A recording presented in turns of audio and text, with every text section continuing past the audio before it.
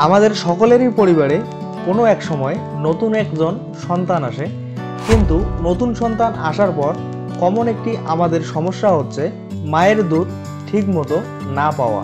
আমরা অনেকেই জানি না এর পিছনে মূলত কারণটা কি। তো দর্শক, আজকের ভিডিওতে আমি এমন কিছু বিষয় নিয়ে আলোচনা করব, অর্থাৎ খাবার সম্বন্ধে আলোচনা করব, যে খাবারগুলো একজন মায়েরা যদি নিয়মিত খায় তাহলে তার সন্তান নিশ্চিতভাবে পরিপূর্ণ দুধ পাবে। তো বুঝতেই পারছেন ভিডিওটি অনেক গুরুত্বপূর্ণ হতে চলেছে। সম্পূর্ণ ভিডিওটি শেষ পর্যন্ত দেখার অনুরোধ রইল।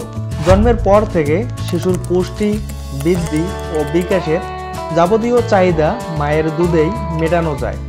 শিশু 5-6 মাস বয়সে অন্যান্য খাবার গ্রহণ শুরু করলেও 2 বছর পর্যন্ত মায়ের দুধ প্রয়োজন হয়। মায়েরা এ সময় উদ্বিগ্ন থাকেন যে দুধের শিশু পর্যাপ্ত পুষ্টি পাবে কিনা, কি খেলে দুধ বাড়বে বা এর পুষ্টিমান বাড়বে।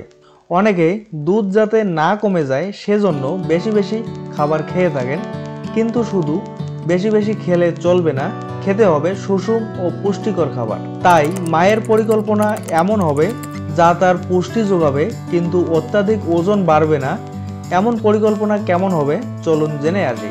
দর্শক, আমাদের প্রথমে যেটি রয়েছে, পর্যাপ্ত ক্যালোরি গ্রহণ করতে হবে। বুকের দুধ খাওয়াতে প্রয়োজন অতিরিক্ত ক্যালোরি। এ সময় মায়ের শরীরে চাহিদা মেটাতে প্রতিদিন 500 থেকে 700 ক্যালোরির চাহিদা বাড়ে।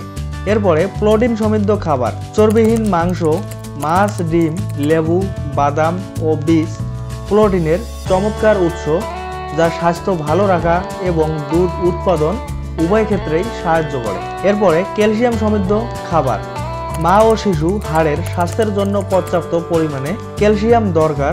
দুধ ও দুগ্ধজাত খাবার, কাঁটাসহ ছোট মাছ খেতে হবে। এরপরে হাইড্রেটেড থাকুন। ডিহাইড্রেশন এড়াতে ও দুধ যাতে পর্যাপ্ত পরিমাণে আসে সে কথা মাথায় রেখে সারাদিন যথেষ্ট তরল পান করতে হবে।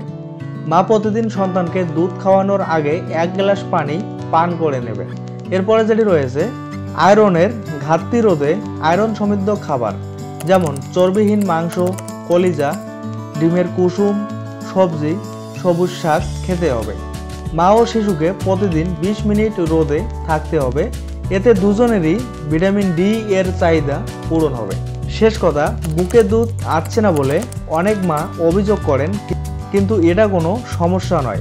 বুকে দুধ আসা হরমোন দিয়ে প্রবাহিত হয়। অক্সিটোসিন ও প্রোল্যাকটিন হরমোনের ক্ষরণে বুকের দুধ তৈরি হয়। কোনো মায়ের দুধ কম এলেও মাকে চেষ্টা চালিয়ে যেতেই হবে। বারবার শিশুকে দিয়ে দুধ টানাতে হবে, তাতেই দুধ আসবে। মনে রাখবেন, প্রত্যেক নারীর শারীরিক অবস্থা আলাদা, সময় অনুসারে চাহিদা পরিবর্তন হতে পারে। তাই পরামর্শের জন্য কোনো নিউট্রিশনিস্টের সঙ্গে যোগাযোগ করুন। তো সব মিলে ভিডিওটি ভালো লাগলে অবশ্যই লাইক দিবেন। পরবর্তী ভিডিওর নোটিফিকেশন পেতে চাইলে আমাদের চ্যানেলটি সাবস্ক্রাইব করে পাশে থাকবেন। ধন্যবাদ।